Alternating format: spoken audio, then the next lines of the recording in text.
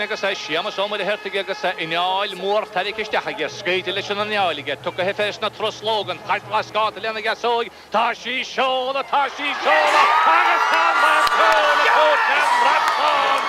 agus stólan gominnéin féinte an bhua féinte ná a chuiste féinte an sá do idir Pobalscoile Corn Uí Ógáin siamas ó mar hertig sé raimsí go féinte tácht sa leile cean tá Newman boys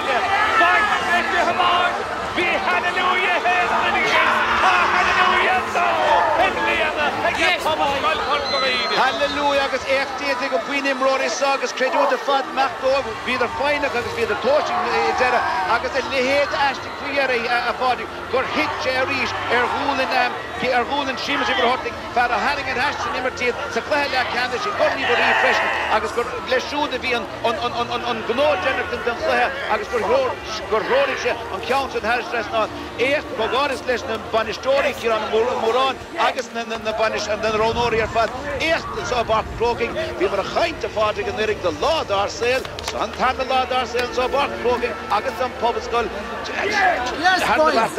Hanna bert agus tá sé decadig sé dún na de hófás an áidir nudig an chéad a bhénig an chléthe canna siúm teach tá sé baíon an túnta nuge an glób nuge an scoil aber an chléthe canna siúm teach ábhéna sa chéile ní gáirín bhuachan sa chéile tá tunis na himilióní seo go bhfuil trí bhain ile éidir a bóca dóna go tééis léineo chur na Ógáin agus headí Tomás ó Súleibáin bhíon ó beaglaí agus mató chun na chúd ás a fad agus an sprúgfuinte amach go bhil íos na hendaine bhí gromfáta go tismóí múntóirí agus gan áras na stopna a há sáróbar tíanta go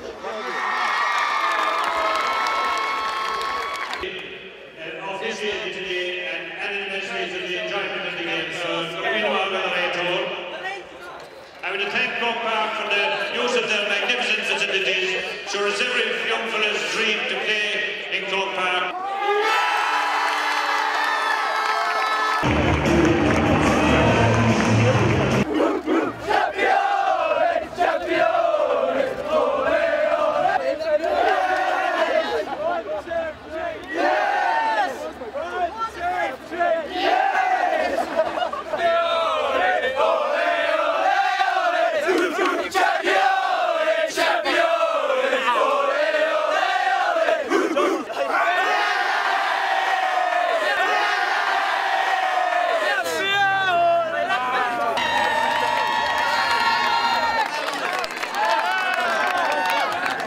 Absolutely delighted, yeah.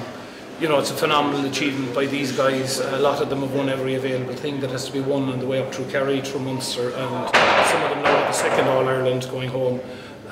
It's just fantastic. Absolutely over the moon. This could be celebrated for years and years. I mean, I'll never forget it. It's just unbelievable. Just for a school of that many students, it's just incredible, really.